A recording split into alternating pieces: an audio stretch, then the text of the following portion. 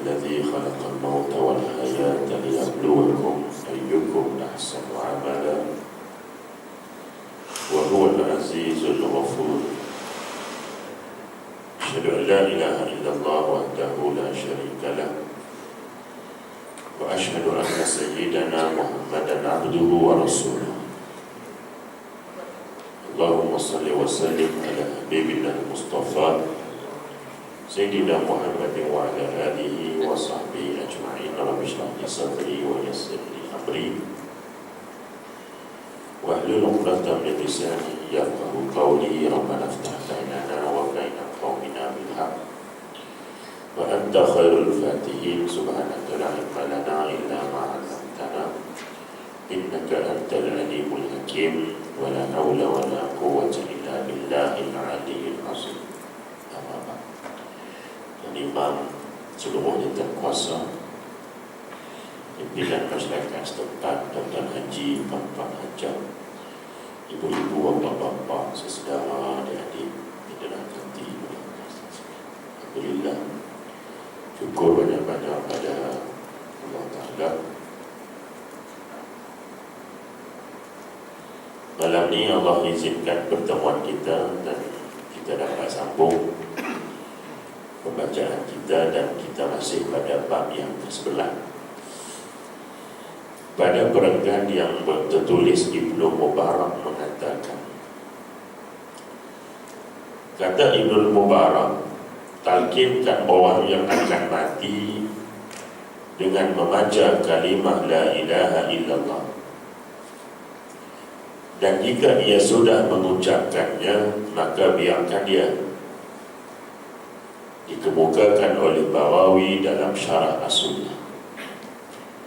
Kata Ibnu Mubarak, sebagaimana juga mafhum daripada hadis Nabi, lakinu 'alal mayyit, talqin ataupun ajak kepada orang yang nak mati itu la ilaha illallah, tanpa menyebut Muhammad Rasulullah, tanpa menyebut asyhadu an, tak sebut, sekadar la ilaha illallah.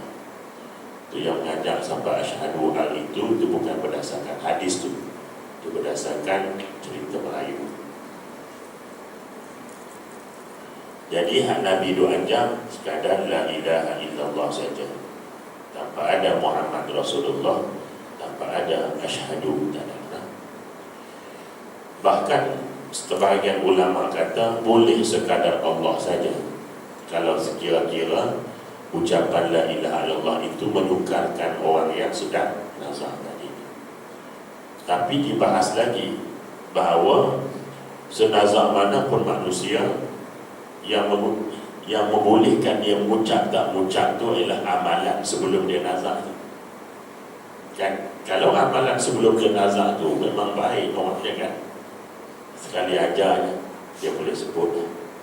Tapi memang kalau sekiranya dia itu jahat, kan, jauh daripada amalan, maka kita ajak beria-ria pun dia tidak, sebab semuanya bergantung kepada amalan kita.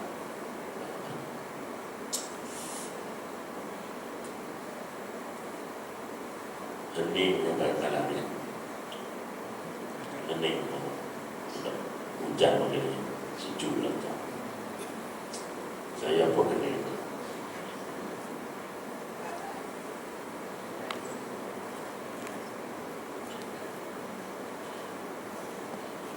Baik.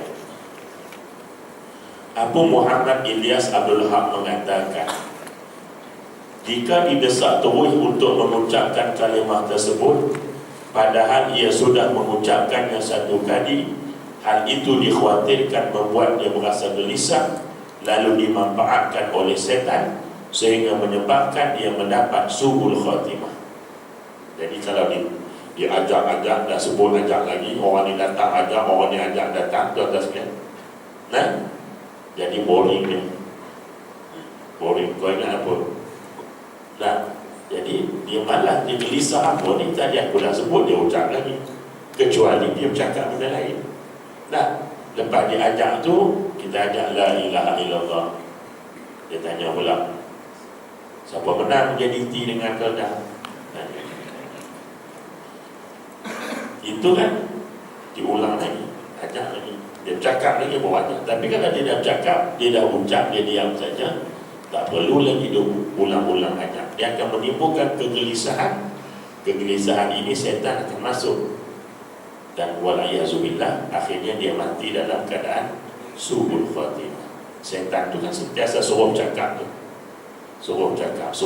Sebab tu kita yang hidup ni kena nasihat. Sudah, asal cakap dah, zikir saja. Dah, setan kata pesan ke anak sulung, pesan ke anak, macam-macam pesan buat apa? Nah, kita ada pesan ke anak sulung, ya, jaga mak elok-elok. Hang tak pesan pun dia jaga. Pesan kat bini kita, abang mati dia nak nikah lain, dia angguk ke depan rumah. Dah salah. Tak ada pesan dan tak bina. Nah, ingat itu akhirat macam mana dalam kubur sebagaimana. Kata Hasan, Ibnu Mubarak pernah berpesan kepadaku, talkinkan aku dan jangan kamu ulang-ulang kecuali aku sudah berbicara yang lain. Jadi Ibnu Mubarak sendiri dia pesankan Imam Al-Hasan. Dia kata, sahabatku, besok kalau aku nazar, tolong ajak aku la ilaha illallah. Kalau aku dah sebut, udah jangan diulang lagi. Kena pesan begitu, kan? Jadi ini maknanya ni kita pesan dah ni. Lepas ni kalau siapa-siapa yang nazar, kita ajak la ilaha illallah, sudah. Sebab itu yang tukang ajak jangan ramai-ramai. Nah, tentukan ada seorang yang duduk dekat dia, dan yang duduk dekat dia itu kata ulama, siapa dia? Orang yang paling dia sayang. Orang yang paling dia sayang. Itulah tunggunya, tengok kita cakap lain sekali, kita ulang balik. Kalau lepas orang ajak sekali belah, mari orang lain ajak pula, belah. Mari orang lain ajak pula, belah. Akhir sekali dia yang belah. Jadi itu kena ada perhatian. Benda ni nampak remeh kan, tapi kalau diambil tidak berat, jadi masalah juga pada orang yang nazar. Sedangkan inilah peluang terakhir untuk menjamin dia masuk syurga. Sebab man qala la ilaha illallah dakhala jannah. Siapa yang akhir hujung nyawa dia menyebut la ilaha illallah, masuk syurga dia. Sekalipun dia mungkin diazab sebelumnya, tetapi di penghujungnya dia akan masuk syurga. Baik. Tujuan talqin ialah agar seseorang meninggal dunia dalam keadaan hatinya hanya ada Allah Subhanahu wa ta'ala. Ini dia bagi hikmah. Kenapa Nabi dia ajak supaya orang nak mati ni dia ajak la ilaha illallah. Apa hikmahnya? Supaya sebelum dia mati dalam tu hatinya hanya ada Allah. Hanya ada Allah. Sebab apa? Kita dah sebut dah banyak kali dah. Di antara bentuk-bentuk sakaratul maut, ya, yaitu Allah memaparkan di dalam pandangan kita semua benda yang ada dengan kita. Allah tayang rumah kita, tayang harta kita, tayang share saham kita, tayang account kita, semua Allah tayang. Bila semua dia tayang, tuan-tuan, otak dia berserabut. Maka ketika itu ada orang mengajak dia kalimah thayyibah ini, dia susah nak menyebut. Sebab apa? Sebab dia sayang pada harta, dia sayang. Sedangkan dia tahu orang ajak ni maknanya aku nak mati, aku belum mau mati. Maka dia bertarung antara orang ajak dengan dia tak nak. Masa ketika itu andainya wala'iyazubillah nyawanya ditarik oleh Allah. Inilah yang termasuk dalam hadis Nabi yang Nabi pernah sebut dengan Aisyah. Ada orang yang tak nak jumpa Allah, Allah pun tak nak jumpa dia. Jadi Nabi masuk bilik Aisyah tu dengan kata, wahai Aisyah, ada orang yang nak jumpa Allah, Allah nak jumpa dia. Ada orang yang tak nak jumpa Allah, Allah pun tak nak jumpa dia. Aisyah tanya, ada ke orang tak nak jumpa Tuhan dia ni? Nabi tak sebut iya, Nabi tak sebut tak. Tapi Nabi cerita benda tadi. Dekat nak mati tadi ni, Allah tayang semua yang kita sayang. Rumah kita, kereta kita, semua yang kita sayang lah. Itulah bentuk zakat. Jadi sebab itu tujuan kita ajak tadi ni untuk apa? Supaya Dia buang semua, yang ada dalam hatinya hanyalah Allah. Sebab yang lain tinggal semua. Hidup sibuk pesan, nanti jangan lupa siram pokok. Nanti jangan lupa bagi makan lembu. Jangan lupa pesan ke adik-adik sekolah. Sibuk nak pesan. Padahal orang atas dunia ramai lagi yang boleh pesan pada mereka yang hidup. Kamu siapa nak pesan kalau mati? Tak ada siapa nak pesan. Ini yang kita paling takut seperti itu. Bila kita baca benda ni kan, rasa takut nak mati kan. Tapi sembahyang lapat juga.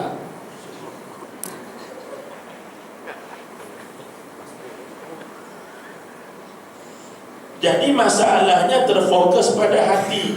Amalan hatilah yang diperhitungkan dan yang bisa membawa keselamatan. Gerakan bibirnya hakikatnya hanyalah ungkapan hati yang tidak ada gunanya. Ada orang kata, macam mana kalau dia baca dalam hati? Apa macam kalau dia baca dalam hati? Maka nak jawab, boleh saja. Kenapa ketika mau masuk Islam tidak boleh disyahadahkan hati saja, mesti ada yang dengar. Ada kita Islam ke orang dia macam bocah hati? Tak ada. Ajakkan itu maknanya bila sebut ajak, kata kita kan, kita ajak budak sekolah, betul tak? Ikut cikgu, kita ajak kan. Baru ajak. Kalau ikut cikgu, dia. Kenapa tak ikut? Cakap. Anak murid kata, kami ikut dalam hati. Ajak kan? Tak ajak. Jadi ajak tu mesti sama ada gerakan ataupun dengar keluar itu. Sebab itu orang yang nazar itu jangan diminta dia bercakap kuat. Telinganya diletakkan di mulut tu. La ilaha illallah, dia letak telinga tu. Kan? Sebab boleh dengar.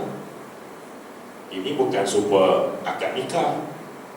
Lagi kuat. Ini syahadah. Syahadah nak mati. Dia dah tak ada kenderaan dah. Dia dah nazar. Nazar ni antara alam dunia dengan alam kubur. Duduk between itu, antaranya kan. Sebab itu kena letak telinga. Kalau kamu nak suruh dia sebut kuat, 30 tahun tak boleh sebut. Jadi dengar telinga tu. Kalau bunyi dia Allah, sudahlah. Sudah. Ya. Kita tunggu lagi. Baca apa yang patut supaya dia tenang. Ya. Menurut saya, siapa saya di sini? Imam Qurtubi lah, penyusun buku ni. Menurut saya, yakni Imam Qurtubi, talqin juga bisa dengan cara membaca hadis yang berkait. Jika yang hendak meninggal dunia misalnya adalah seorang ulama besar, seperti diceritakan oleh Nu'aim seperti berikut. Kata di Imam Qurtubi, bukan setakat ajak la ilaha illallah saja, tapi boleh juga kalau orang alim dibacakan hadis yang bersangkutan bahawa nak mati ni kena syahadah. Sebab dia alim, tak payah ajak, dia reti ucap sendiri. Hang dulu pun dia ajak. Kita baca hadis yang beran, dia pun kata dia tolong syarah hadis kita baca. Padahal dia nak mati lah. Nah, jadi boleh juga bagi orang yang alim, ya. Waktu itu Abu Zarrah sedang menghadapi ajal dan dia ditunggui oleh Abu Hatim Muhammad bin Salamah, Al-Munzir bin Jazan dan beberapa ulama lainnya. Mereka membicarakan hadis tentang talqin. Jadi yang nazar ni pun orang alim, yang menjarahnya pun juga orang alim juga. Nampak tak? Ini baru betul. Belajar daripada buayan sampai yang lahat baru betul mengaji. Sampai nak mati lagi mengaji. Tengok tuan-tuan sekalian, kita ni esok lusa nak mati pun tak mengaji lagi. Dah mati pun tak nak mengaji. Dah mati pun tak nak mengaji.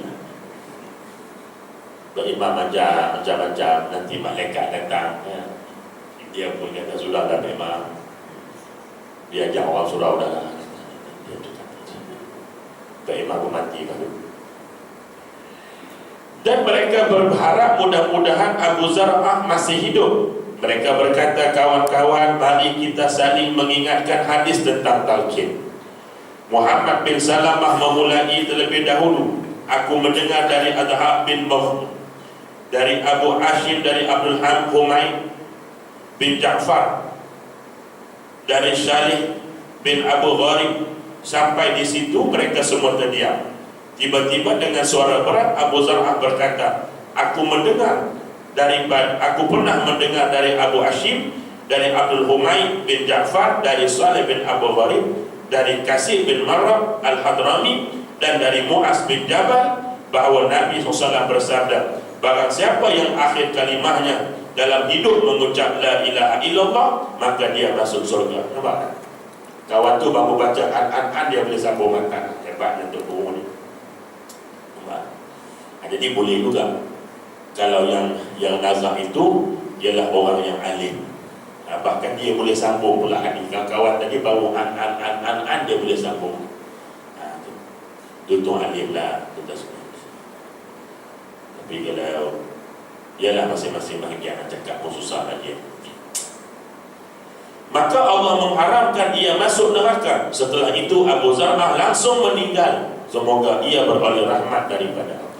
Itu cerita tadi.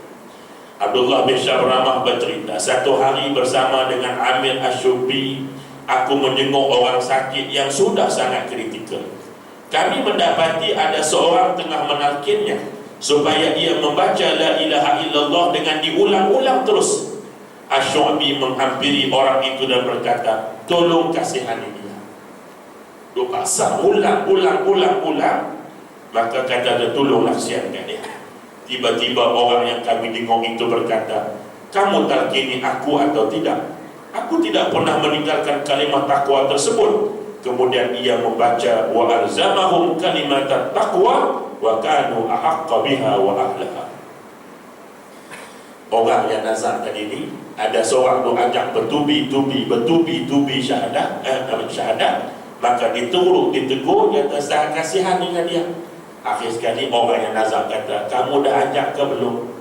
Maknanya nampak bertubi-tubi, tapi tak sampai kepada pendengaran orang yang nazar tadi.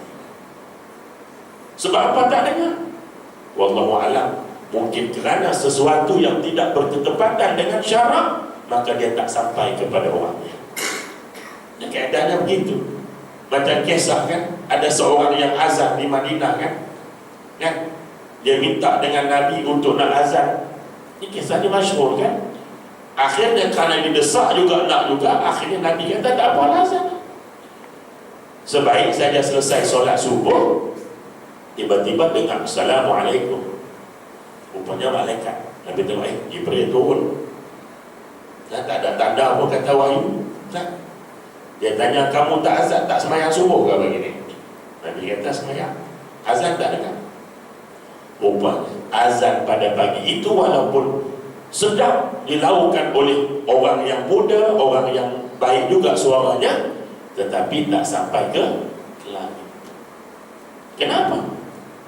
Mungkin niatnya tidak ikhlas, kan? Ataupun yang lain-lain. Jadi macam tu juga, didesak-desak supaya mengucap syahadat, ia bertentangan dengan suruhan Nabi, kan?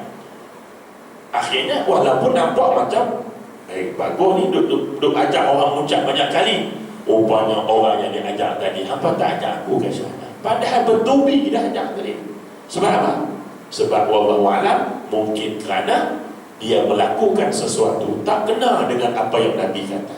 Nabi kata ajak dia pelan-pelan, jangan ulang-ulang. Dia dah cakap sekali, sudah jangan cakap. Gitu kan? Jadi begitu. Jadi hidup kita ni kena tengoklah pada syariat. Jangan duk pakai akal. Dia pakai akal habis rosak. Ya. Abdullah bin Syabramah berkata, suatu hari aku bersama dengan Amin. Sudah. Melihat itu, Asy'abi mengatakan segala puji bagi Allah yang telah berkenan menyelamatkan teman kita ini. Mujurlah kita main tengok dia. Rupanya tak ada orang yang ajarkan dia. Ternyata Asy'abi ini mengajak dia dan akhirnya dia mengucap lalu meninggal dunia. Kalau haram hak tadi, maka sudah dia orang tak boleh mengucap. Konon ketika Al-Junad hendak meninggal dunia, ia dituntut untuk membaca la ilaha illallah. Tetapi Al-Junad berjawab, aku belum lupa dan akan aku ingat terus. Jadi ada juga yang begitu. Dia memang daripada hidup dan la ilaha illallah, la ilaha illallah, macam-macam. Jadi selalu kan, menurutku, menakirkan orang yang akan menjadi mayat dan mengingatkannya kembali pada kalimah syahadah merupakan keharusan. Sekalipun yang bersangkutan itu dalam keadaan sangat sadar. Walaupun dia belum sampai ke tahap kritikal nazar kan, harus kita ajar dia. Dia kan nazar tu kan ada tanda-tanda dia. Saya dah sebut sini kan, tanda-tanda orang nazar boleh kenal. Berdasarkan daripada pandangan ulama, berdasarkan daripada hadis Nabi, kita boleh kenal orang ni nazar kepada. Itu sebab kita kenal namanya dia. Jadi bila kita faham agama ni senang kan? Betul lah Nabi katanya, Allah bila dia sayang kat seseorang tu, dia bagi faham orang tu agama. Bukan bagi tahu, bagi faham. Tahu dengan faham ni lain. Nak tahu mesti faham. Yang untuk nak faham mesti tahu, tapi tak semua yang tahu tu faham. Nampak? Jenis sentuh anjing tu jenis tahu, tak faham. Gila anjing tu. Esok dia buat pegang babi, baru gila babi, gila anjing dulu. Nah, banyak benda lain yang dia nak buat program pegang anjing ya. Buat program pegang Quran ke, pegang muka laki kita ke, ada pegang. Nabi suruh pegang kepala anak yatim, kita pegang, kan gugur dosa. Pegang tangan laki kita, bini kita, gugur dosa. Banyak program yang boleh buat kan. Pergi sibuk sangat nak pegang anjing tu, kau faham? Nah, jadi sebab itu saya dah bincang lah bab anjing ni lama dah orang ulama dah bincang. Tak payah duduk buat benda macam itu ya. Banyak benda lain lagi lah. Ni ajar nak kenalkan nazar tu macam mana. Dah ajar macam mana nak kenal orang nazar. Besok bapak kau nazar pun kau masih tak tahu nak mengajar dia. Orang tu sihat segar buka, kau pergi ajar syahadah dia. Jadi kalau orang tu sakit, harus ajar orang tu. Kalau dah ada tanda nazar, di sini berlaku. Ada ulama mengatakan wajib. Sebab dah ada tanda nazar. Tanda nazar tu apa? Apa tanya yang rakam ni? Dulu dia ada rakam. Apa cari lah? Tanda nazar saya dah jenuh kan, dah ulang semua. Ada sifat. Ada rakam tu dia ada tanda nazar. Diriwayatkan oleh Al-Hafiz Abu Nu'aim dari Al-Mahul dari Wasilah Ibnu Asqa bahawa Nabi SAW bersabda, hadirlah pada orang-orang yang hendak menjadi mayat di antara kamu dan talqini mereka dengan kalimah la ilaha illallah. Beri mereka kabar gembira dengan syurga, kerana pada situasi menjelang kematian itu orang yang sangat bijaksana, baik laki-laki maupun perempuan, akan kebingungan dan setan sangat dekat kepada manusia. Demi Allah yang jiwaku berada dalam genggamannya, pandangan malaikat maut itu lebih dahsyat sakitnya daripada 1000 pukulan pedang. Demi Allah yang jiwaku berada dalam genggamannya, setiap nyawa seorang hamba yang keluar dari dunia, rasa sakitnya akan melanda di seluruh tubuh dia. Ini Nabi kata. Nabi kata, hadirlah pada yang hendak menjadi mayat antara kamu. Baik. Jadi sebab itu hukum di sini, apa hukumnya? Nabi berdasarkan pendapat ini, Nabi kata, pergilah kamu jenguk orang yang nak mati. Maka hukum di sini adalah sunat muakkad. Kalau kita mengetahui ada orang itu telah nazar dia, kita tahu dan kita tidak ada apa-apa kesulitan, maka dituntut untuk kita pergi. Kenapa? Kenapa dituntut? Pertama, dibimbangi tidak ada orang yang nak mengajar dia syahadah, ataupun ada orang yang nak mengajar syahadah tetapi dia tidak termasuk dalam senarai orang yang aula mengajak syahadah kepada orang itu. Kan saya pernah menyebut siapa yang aula, dia punya ranking dia tu, siapa yang utama yang perlu mengajak orang yang nak mati tadi syahadah. Kan ada nombor 1, nombor 2, nombor 3. Agak-agak apa ingat? Tak ingat? Apa tanya tu sini? Dia bukan mesti bini dia ada. Syarat nombor 1 sekali dapat dia ulama, nombor 1 sekali ulama. Kalau ada di kampung dia ulama, maka suruh ulama ini, sebab dia bukan hanya mengajar saja, dia doa tu. Doa tu kan dimakbul oleh Allah. Kan, ya Allah, permudahkan dia untuk mengucap kalimah-Mu ya Allah. Doa tu alim tadi. Lalu tu alim tadi pun mengajar, sedah ya. Orang Perak panggil sedah, tahu sedah? Apa panggil? Yang tembak sedah ni. Sekali hajak saja dia dah. Sebab apa? Tu alim. Yang kedua siapa? Yang kedua ialah lantaskan orang yang dia sayang. Bayangkan kalau yang kita sayang tu kawan semetro sekali kita jangan. Ni orang kata kawan jangan hello. Duk main truk ni mencotek dia mahal. Ataupun kawan baik kita tu, tuan-tuan sekalian, dia nak kongsi rokok. Aduh, tuan-tuan sekalian, bayangkan tengok buat. Jadi kita sayang kat dia, dan tentu dia pun jahil, dia pun tak tidak ajak. Pi ajak ni Bamat, dengar ni, ikut saya. Asyhadu an la ilaha illallah wa asyhadu anna Muhammad Rasulullah. Orang hidup pun susah nak sebut tasdik. Ni orang nasa. Sebab tu kawan tu, biar kita berkawan dengan orang yang boleh tolong kita sampai kita nak mati. Itu baru kawan. Kalau tak kat kawan, nak orang-orang tak ada apa tuan-tuan. Bayangkan, mayat kita dah terlondur kat situ, roh kita masih ada di sekitar itu. Dia tengok ramai kawan dia mari, tapi seorang pun yang tak ambil wuduk untuk nak semayangkan jenazah. Apa perasaan dia? Hari itu baru kau tahu siapa kawan.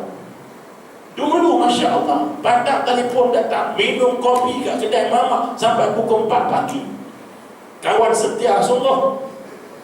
Tiba-tiba masa kita mati, ambil wuduk pun dah duduk sembang, merokok belakang. Sebaik nak bangun mayat tu, buas petang. Ini berat ni. Sebab itu Nabi kata, sahabat yang baik siapa? Bukan yang sentiasa membodek kita. Sahabat yang baik, Nabi kata, yang mengingatkan kamu ketika lupa. Ini kawan kita. Tapi kita lah ni, kalau kawan-kawan ajak kita bagi ingat kita agama, nak ceramah di masjid lah, main-main dengan agama kan. Patutnya Alhamdulillah, kalaupun hang tak terima, jangan sampai cakap macam tu kan. Alhamdulillah, ada orang nak ingat. Imam Ghazali kata senang saja, nak pujuk hati kita sombong. Setiap kali ada orang ingat kat kita, jangan tengok dia, tengok dia datang dari Allah. Memang kalau tengok kawan kita, kita pun tak nak dengar nasihat dia dah. Berhentilah merokok. Dia pun sama merokok. Apa nak dengar kan? Tapi cuba tengok ni Allah pesan ni. Dia cuma jadikan orang itu perantara, baru hilang sombong kita. Dia macam ni jugalah. Jadi pergi tengok orang nazar. Maka ajaklah ilaha illallah. Dan yang kedua, beri mereka kabar gembira dengan syurga. Apa maksud beri kabar gembira kepada mereka dengan syurga? Pendapat pertama mengatakan, kita ceritakan dia, jangan risaulah. Dia kata, hang banyak buat baik. Nah, kita sebutkan dia macam tu. Siapa tak kenal hang banyak buat baik. Ini maknanya memberi kabar gembira supaya dia jangan gundah-gulana. Satu. Yang kedua, maksud memberi kabar gembira iaitulah dengan membacakan surah-surah yang tertentu yang di dalamnya menceritakan tentang syurga, tentang amal baik, ibadah baik. Kita baca Quran, timbul persoalan pula. Dia bukan faham Ustaz. Dia tak faham. Quran kan bahasa Arab Ustaz kan? Dia tu tak faham. Sebenarnya bila dah nazak, dia akan faham. Jadi ada orang datang, Ustaz, susahlah belajar bahasa Arab. Saya kata memang nak belajar sungguh kan, memang, tapi tak boleh ikat saya susah bahasa Arab. Tak apa, kadang-kadang tunggu nazak nanti. Dia nazak ya, nanti cakap Arab. Jadi kalau bahasa susah nak baca bahasa Arab, dah tak usah belajar, tunggu nazak je. Jadi dibacakan ayat surah-surah yang disebutkan supaya apa? Supaya dia faham, oh ini Allah balas baik, syurga ini semua ni. Maka dengan itu, maka tuan-tuan sekalian, memudahkan dia untuk mengucap syahadah. Itu betul. Tapi jangan pasang keset. Cuma dah saya seminggu dah ada macam ni. Tak larat nak baca Quran dah. Pasang CD sudah.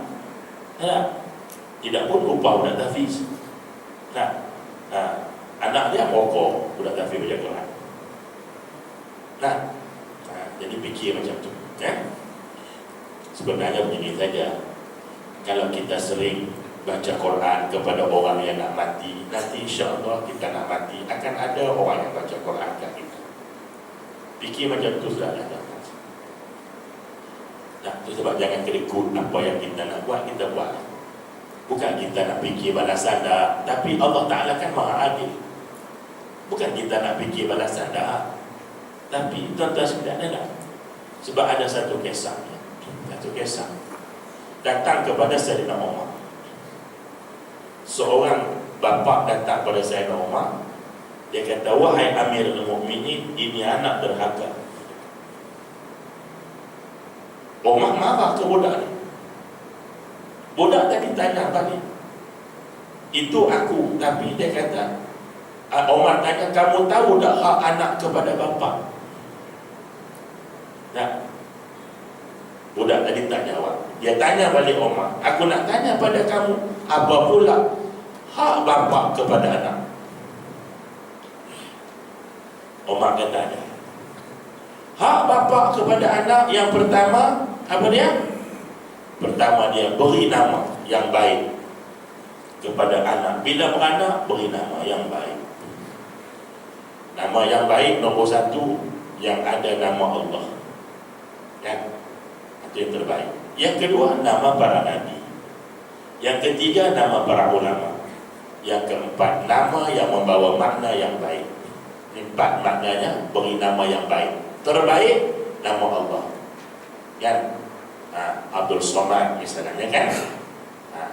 Yang kedua, nama para nabi. Yang ketiga, nama para ulama. Yang ketiga, nama yang memberi makna yang baik.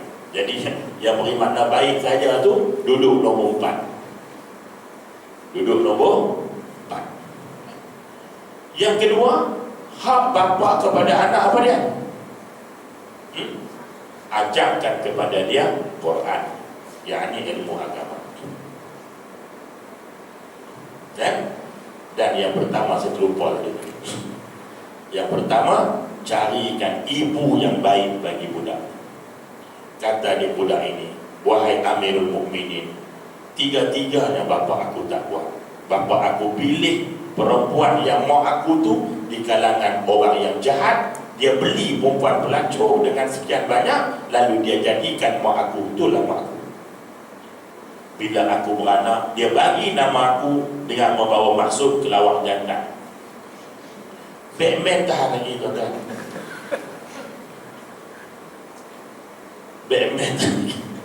Batman tahan lagi tuan-tuan. Superman dia tahan. Kelawak jantan nama anak. Nur Titi Pulau Pinang tak pening tuan-tuan sekalian. Jadi dia kata, dia bagi nama aku yang bawa makna lawak jantan. Dan yang ketiga, dia tak pernah ajak aku tentang agama. Omak muka merah, Omak tuan tahu lah kan. Omak kata, wahai saudara, kamu telah menderhakai dia sebelum dia menderhakai kamu. Omak marah pada bapa tadi ni. Omak kata, kamu telah mendurhakai anak kamu sebelum anak kamu durhaka ke kamu. Sebab anak kamu durhaka ni sebab kamu. Ini tuan-tuan kan? Jadi maknanya bila kita duk baca ke orang, bila ada orang mati, kita ada kesempatan tahu kita pergi sembahyang, insya-Allah ada yang akan menyembahyangkan jenazah kita. Tidak, mari juga rumah orang mati, bukan nak sembahyang pun, nak ambil foto state surat mati tu. Nak ambil apa? Foto state surat mati. Nanti nak bagi lap-lap dia keluar, ambil tu pergi mengeteng. Ambil surat mati pergi mengeteng. Tuan-tuan sekalian, orang mati dah tanam dia duduk situ, tak tahu siapa yang mati. Selesai dah urusan jenazah, dia duduk kedai kopi. Dekat nak habis office, dia terus balik. Esok mari nak surat semalam tengok orang mati. Hang buatlah macam tu. Hang buatlah. Esok sampai waktu wa'iyyazubillah, orang datang tengok balik, tak ada siapa yang semayangkan jenazah kita. Nampaklah tajam. Orang tak nampak sembahyang jenazah ni benda yang besar. Bukan senang nak sembahyang jenazah ni lah. Ni bulan 10 dah kan. Silap-silap ada yang tahu ni tak pernah sembahyang jenazah ni. Jangan cakap, diam sudah. Aku tahu. Dia tak ramai yang mati, betul tak? Dia berlain kat Mekah lain setiap waktu ada kan. Tak ada mati dia berlain. Jadi bermakna insya-Allah tuan-tuan sekalian ya, fikirlah dan doa mudah-mudahan kita mendapat teman yang akan membantu kita sampai ke mati, dan kita tuan-tuan sekalian tidak menjadi orang-orang yang disebut dalam apa yang kita baca pada hari ini ya. Faham tak? Alhamdulillah. Tok guru saya pesan. Kalau dah faham, berhentilah dia. Jangan lajak-lajak sakit dia tak faham dia. Jadi takat tu dululah. Jazakumullah khairan katsiran. Nanti kita sambung pada bulan depan, masuk pada tajuk yang berikutnya, adab menunggui orang yang hendak meninggal dunia, bagaimana mendoakannya, dan bagaimana menutup mata dia jika meninggal dunia. Ada 3 benda nak bincang bulan depan. Pertama, adab menunggu orang yang sedang nazak. Apa adabnya? Apakah nak main game? Dan apa doa yang Nabi ajak baca bila kita pergi tengok orang yang nazak? Dan yang ketiga, bila dia mati, apa doa nak tutup mata dia? Sebab Nabi kata mata menurut keluarnya roh. Mata kita ni dia ikut roh keluar daripada hujung kaki sampai ke ubun-ubun. Sebab tu kita akan tengok mata orang yang mati ni terbuka. Itu Nabi sebut. Orang Melayu kata kalau mata terbuka jahat. Bukan jahat, dia ikut roh tu keluar. Bila dah sampai ke ubun, dia tengok ke ubun-ubun, roh keluar. Sebab tu dia tak katup, roh tak ada dah. Jadi ada doanya tu, pegang sini, ada baca. Dan kalau tak tutup juga mata, apa doa yang kita diajak baca, kita tunggu bulan depan. Aku luka biasa. Wastaghfirullahalazim li wa lakum. Wassalamualaikum warahmatullahi wabarakatuh. A'udzubillahi minasyaitonir rajim. Bismillahirrahmanirrahim. Alhamdulillahirabbil alamin wassalatu wassalamu ala rasulil amin sayyidina Muhammad wa ala alihi washabbihi ajmain. Ya Allah ya Tuhan kami, hidayahlah kami dari hati tidak khusyuk, ilmu yang tidak bermanfaat, amalan yang tidak kau angkat, dan doa yang tidak kau terima ya arhamar rahimin. Allahumma jama'na hadza jam'an marhuma wa tafarraqna min ba'dihi tafarraqan ma'suma. Jadilah perhimpunan kami pada malam ini perhimpunan yang kau rahmati, perpisahan selepas ini perpisahan di bawah keampunan dan rahmat-Mu ya arhamar rahimin. Ya Allah ya Tuhan kami, kau ampunilah dosa-dosa kami yang banyak ini ya Allah. Dosa kedua bapa kami ya Allah, dosa anak-anak kami ya Allah, dosa suami-suami kami ya Allah, dosa istri-istri kami ya Allah, dosa seluruh orang beriman di kalangan kami, sama ada yang masih hidup dan telah menghadapmu ya Rabbal Alamin. Rabbana atina fid dunya hasanah wa fil akhirati hasanah wa qina azabannar. Wa sallallahu ala sayyidina Muhammad wa ala alihi wa sahbihi ajma'in. Walhamdulillahi rabbil alamin. Taqabbalallahu minkum. Jadi tuan-tuan yang masih menyumbangkan untuk pembangunan komplek tahfiz kita, saya mendahulukan dengan ucapan jazakumullah khairan katsira. Perkembangannya alhamdulillah, masjid komplek itu dah nak pasang buku dah alhamdulillah. Dan kuartus pun dah mula pasang bawah, dan bulan 11 dah akan mulakan pembinaan asrama pelajar. Ya insya-Allah. Dia sebenarnya bergantung pada duit juga. Kalau duit ada, setiap aja kan. Masa projek tak mula, duit mana? Seronok tengok akaun. Bila projek mula, kosong. Tapi tak apa, yakin dia. Sebab yang datang malam ni pun memang ada berniat untuk nak bagikan sekolah saya. Subhanakallahumma bihamdik, asyhadu an la ilaha illa anta